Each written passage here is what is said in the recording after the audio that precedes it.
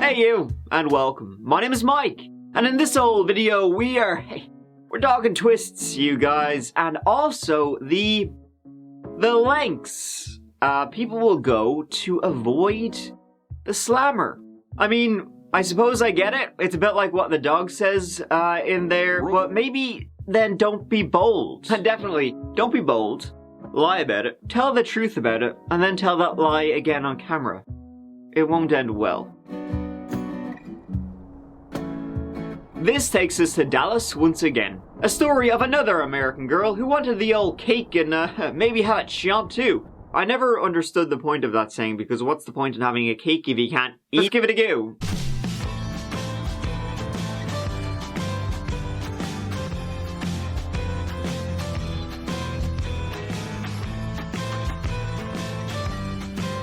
In North Texas, a story which once again, even I wonder why so many of my stories take place in Texas, in Florida, and in Ontario. I don't pick cases, based on where they're set. I just follow the stories which I think are most interesting.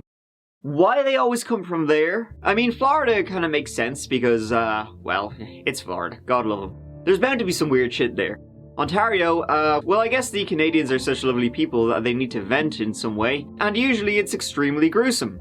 Texas, well, yeehaw. Keller, that rhymes with, well, I mean, who am I always talking about?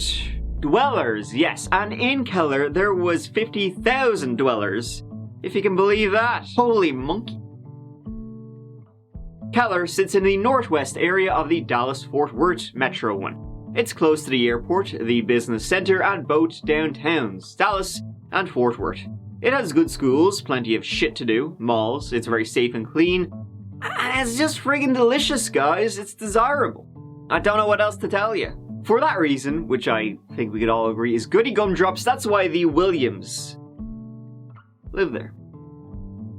Them being Greg with 2 G's and Michele with 1 L. And some kids. They lived in what may be referred to as a McMansion in the Twin Lakes Drive area, and the couple had been married for 3 years by this stage. Michele, she had 3 kids from previous marriages, and together, Greg and Michele would welcome a 4th, a daughter. Greg was a wealthy man, entrepreneur. Michele, she enjoyed that, and she enjoyed being treated like his queen. But, get a load of this, she did not, if you can believe it, enjoy calling 911. She called 911 at about 4:40 a.m. on the 13th of October 2011. 911, where is the emergency? Oh my God,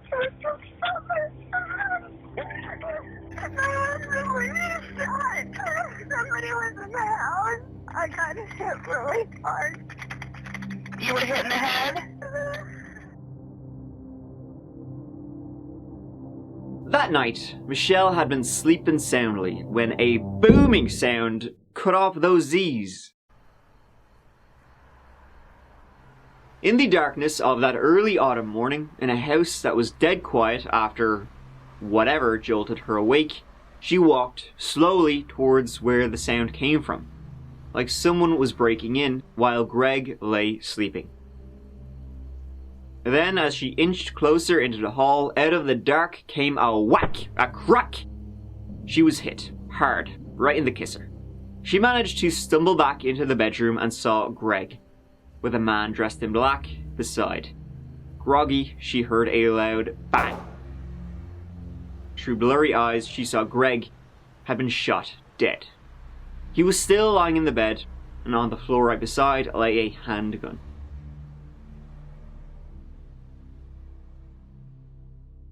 Michele, she didn't have the easiest life, and she didn't make it the easiest for herself. But trying to convince police and prosecutors that she wasn't involved in this would be the hardest thing yet. Michele Zahn from Hurst, Texas, was 17 years old when she had her first baby. 2 more would follow over the next 7 years. 2 boys and a girl from 2 husbands. Both marriages ending on, not the best terms. She would claim they were all cheaters. Men are pigs. But they would later give her the old reverse Uno card. Have a look at that. Her kids would say the same, that her marriages ended because she cheated. You know, she would be with her husband, she would start cheating, leave her husband for that guy, and rinse and repeat. In one instance, her second husband found her cheating, caught her cheating with not one but two dudes. And so he demanded a divorce, and in retaliation she killed all his fish and tried to poison his dog. So well adjusted. And to support herself and her children, she would work as a dental assistant, then after being fired for stealing, telemarketing, and eventually turned to stripping work, sexual work. And they'd be living from paycheck to paycheck, sleeping on couches and motel rooms until... In 2007, she met future husband Greg Williams. They met actually on one of those websites with the whips and the leather and the daddy. And from there, the gravy train said choo-choo, motherfuckers. They had the $800,000 house, the matching cars, the pool. Greg, himself 2 marriages behind him also, 2 daughters. He had been successful in the IT industry. He created the company DFW IT Pro and was earning the big bucks, something which Michele took a liking to. Don't mind if I do. And Michele, she was a very sexual woman. To which Greg, he said the very same as she did. That's just kind of like the way she was. You know, a very sexual woman. Just, the problem was it just wasn't always with Greg. Greg's brother-in-law, his sister's husband, and Greg's best friend Bryn. One time, Michele called him up to the attic. And when he got up there, she was waiting for him. Just completely Billy Bollocks. He did a double take and then said, "That's fucked up. I'm out." He later committed suicide in a case where Michele's name would come up more than once. They lived, they worked, they loved. Greg even buying a frozen yogurt shop for her to run. Just to give her something to do. Here, that'll keep you busy for a while. Michele's 2 grown sons, they helped out in Greg's businesses for a time, and they say he treated her right, spoiled her rotten. Though they themselves weren't too keen on him. They weren't huge fans of him at all. Like I said, not because of any way he treated their mother. He did that great. It was just everything else about him.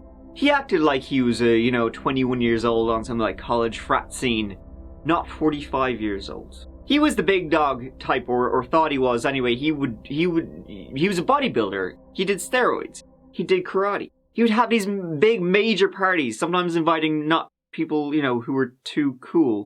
Drugs was all the time, He was the kind of guy who would get shit-faced and then try to fight you. But the whole thing didn't last long. 3 years after they tied the knot, then they became one big family.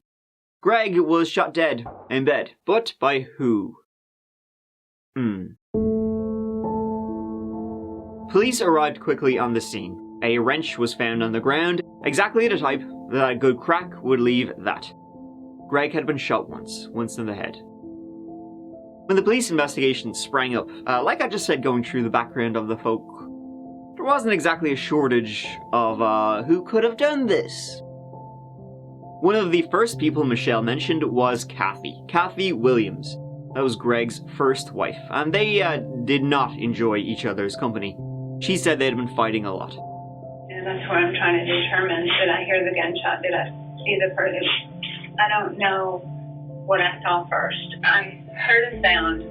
I get up. I got hit by something. I could see it was a male in dark stuff, dark clothing. She neglected, though, to mention who she knew actually hated Greg. Her 2 sons, who were both in the army, or were veterans of the military. Though Michele's idea as suspects didn't go too far. The police weren't sure anyone without the name Williams was in the house that night. There was no signs of a disturbance, nothing was stolen, and cash was lying around. Greg hadn't fought or moved, yet Michele said the crash was loud enough to wake her up. The scene, from what Michele said, didn't match at all, and neighborhood CCTV didn't show anyone coming or going. No forced entry, and why leave the weapons? The murder weapons even were Greg's own. It all looked staged. And Michele, when confronted, she said, no. There was someone there. Absolutely, someone killed Greg. I swear, on the Bible. Those facts and everything, Michelle, don't add up. You had nothing to do with it. I have nothing. You didn't try to cover up the scene, move the gun or anything, touch the gun, touch the wrench, or anything of that nature. No, I did not touch anything. I had nothing to do with whatever happened in there. You either did it yourself or something. So you need to tell me. If he self-inflicted it, you need to tell me. I mean, this is it. I don't, we're getting wits end. You've got to be honest with Michelle. If he did it and you covered it up, just tell me. Either his is self-inflicted and you covered it up, or there's potential that you may have been involved. I did not hurt my husband, and he did not hurt himself. Okay. There was a man in my house. All I have is what I have. That's all I could say. One of the two things would happen. One of those two things, Michelle. I did not. Okay. And again, you won't find that out because I didn't do anything to my husband. okay. That is until she finally admitted it after a couple of hours that he killed himself. If he did it and you covered it up, just tell me. He does. Huh? She said she was on the couch, heard a bang, and walked in. I was lying before, that wasn't the truth. Now I'm telling the truth. And I'm not lying. So why the story if it was a suicide? If Greg killed himself, why invent a story of some kind of hitman? Well, she said, she cleaned it up, hit herself, made it look like not what it was, but kind of what it was, because she wanted to protect her daughter and his reputation. She couldn't explain why he would kill himself, though. The police let her go. They thought her story was, stinky, but no evidence to tie her to it. Nothing was found on the weapons. She already admitted she cleaned the scene, so there would be no evidence. And then they're like, they can't charge her because there's no evidence. Wow. Michelle Williams told Keller dispatchers an intruder killed her husband, Gregory Williams. Police began their search for the intruder. We called the K-9 from Bedford out to see if there was any scent of an intruder. But after hours of questioning, Williams changed her story. Went into the room and found him dead, and then she proceeded to clean up some things. Police say she confessed to staging the break-in by tampering with the back door, hitting herself in the face with a wrench, then she cleaned her husband's hands and the gun. Well, first of all, the gun's not going to end up on the floor by the back door, and there's some pry marks that don't match up. All, she said, because she didn't want her daughter to know her father committed suicide. They simply charged her with filing a false police report, and she was out the door. After that, she was a strong, independent woman who don't need no man, especially now, because she just liquidated all of his assets. The frozen yogurt shop, she sold that on Craigslist. She sold his whole client list. She was generally just, having a good time. Who could blame her? As all this was going on, the autopsies and medical examiners' reports, well, the ink had well and truly dried. And Greg's injuries were not consistent with a self-inflicted gunshot wound. In fact, it showed Greg, in addition to being shot from about a foot away, also had a large dose of sleeping pills in his system. Their young daughter, the only other person in the house who slept through everything so couldn't say anything, was never tested for any sleeping agents, so we can probably guess she had some too. Also, at the time of Greg's death, they were about to purchase a $4 million home. The problem was, the loan they had acquired, well, it had been done through some bogus means. Someone had been altering the account numbers.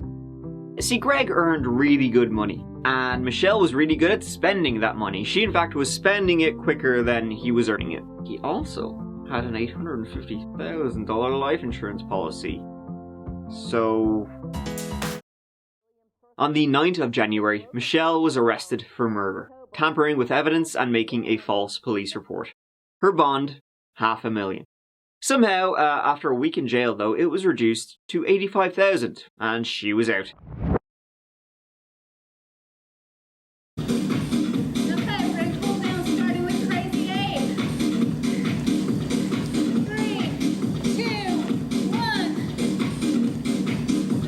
Kettlebell workouts have been around since 1704. The Russian military actually started with it to strengthen their thighs. It's used for lots of sports-specific workouts. I'm a personal trainer, and I've been teaching kettlebell with other routines, and I decided to pull it completely out of the gym and put together a 30-minute workout that's very intense, cardio, strength building, and lots of fun. It's very upbeat, it's fast, everyone really has a good time with it, and you get the same amount of results that you would in the gym in half the amount of time. Meet Shelley Williams, kettlebell lift guide person. Reinvention is the name of the game, especially when you have an $850,000 life insurance policy you're trying to get your greasy paws on. Of course, though, she wouldn't be able to claim it. The insurance company would turn her down because, well, you can't give it out to an alleged murderer. There is also a suicide clause in some of those life insurance policies, at least. Michele really wasn't the bright spark. Now, Michele is what some might call a manipulative, attention-seeking, real piece of shit. Not me, though. No, of course not. I think she's one swell gal. And so too did her next boyfriend. He was also thinking something else. And it rhymes with MILF. No, it doesn't. That's actually the word. Her next act was to announce her next relationship, with whom she was setting up kettlebell fitness business with. Well, it was a guy named Gene Wallace. You're in a group atmosphere, so it pushes you more than you can push yourself, especially with the type of instruction that you get from Shelley. Who was her son's best friend, 15 years her junior. So she had a young boyfriend, a fitness business, fun nights out, and court dates. She also began to mention to those closest to her, you know, I actually think he was murdered. And you know who could have murdered him, maybe? Kathy Williams, his first wife. Or maybe my own son. She tried to say her son had killed Greg. And then Kathy had killed Greg. The police, they were both alibi. The police didn't bite. The case wouldn't go to trial, not yet. She actually got a plea deal. The reason she got one was, well, because the evidence was kind of non-existent, and it was difficult to prove beyond a reasonable doubt without getting anything physical. Amazingly, as I said, this was after she admitted cleaning up the scene, said he'd been murdered, then said it was a suicide, and was now gonna say she had killed him. She pleaded guilty to tampering with evidence and deadly conduct. Essentially, that she in fact killed her husband. 18 years in prison.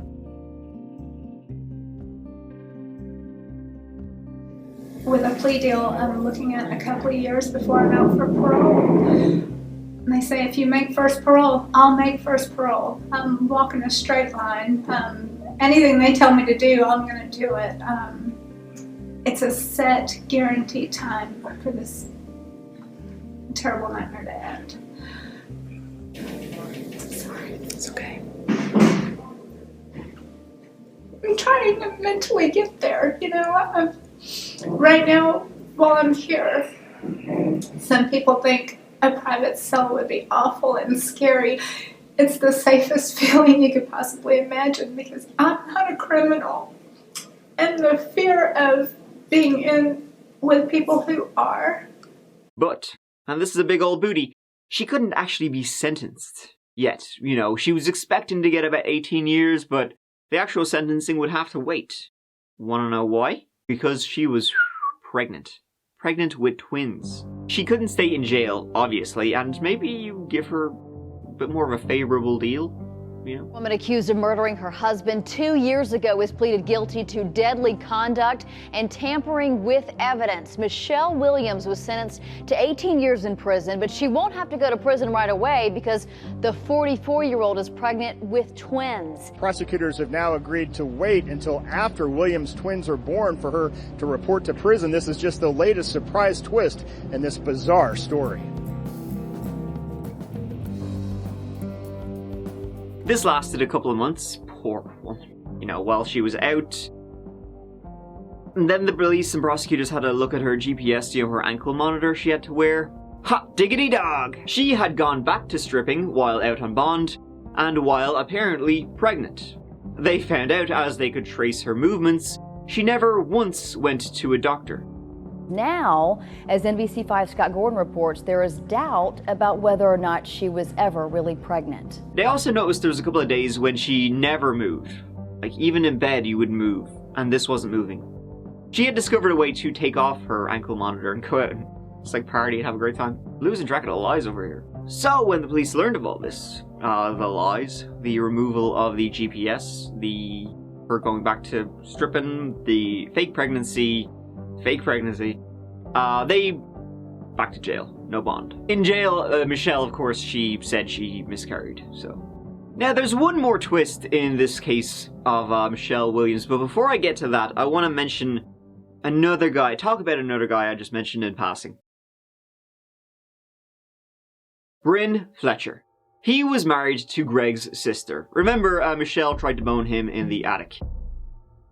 In 2010, a year before Greg's death, Bryn died. Officially suicide, unofficially something else.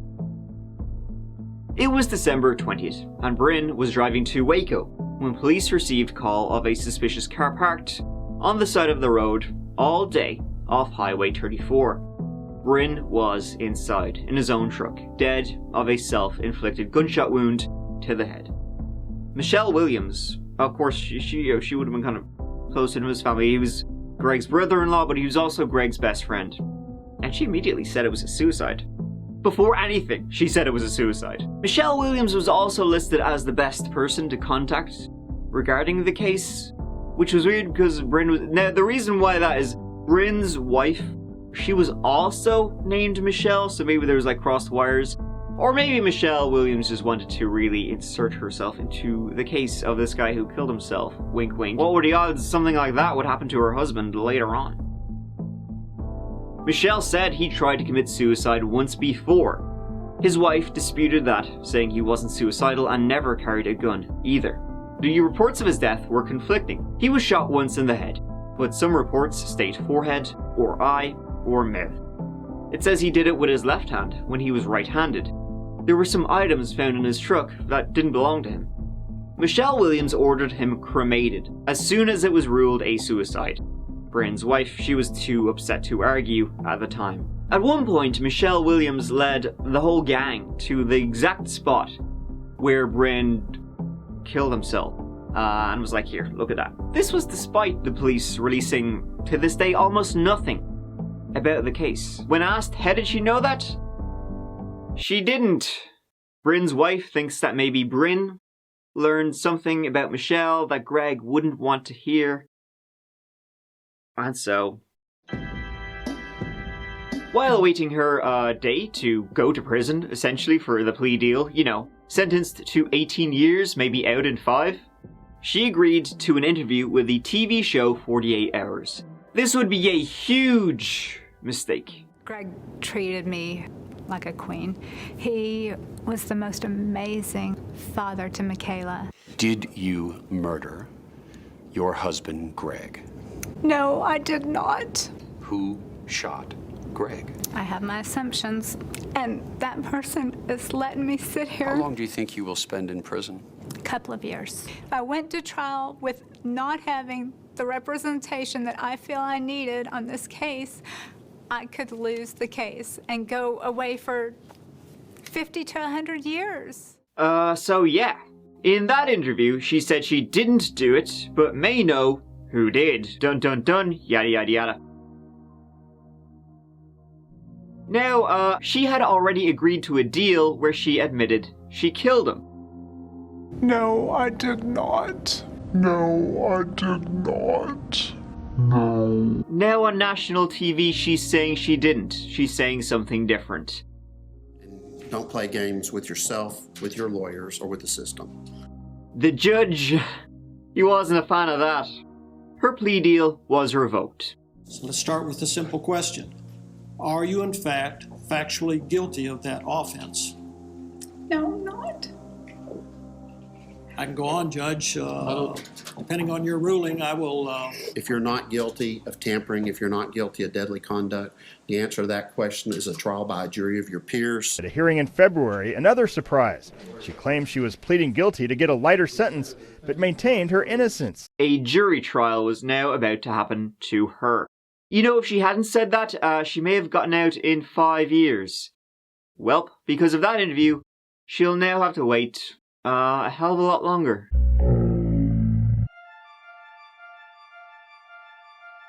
She sees the killer of her husband every single day that she gets up and looks in the mirror. Every single day.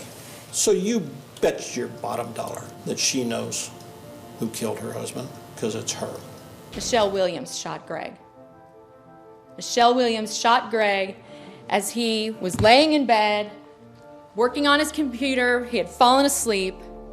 He was laying back in his bed, and she picked up his gun and took dead aim at his head. Her defense went back to the suicide motive. He had money problems. His friend Bryn killed himself, apparently, and that really upset him. He was doing steroids to bulk up, and that messed with his mind. But her defense attorneys say it was suicide, and that is why her story kept changing. She's not a career criminal, ladies and gentlemen.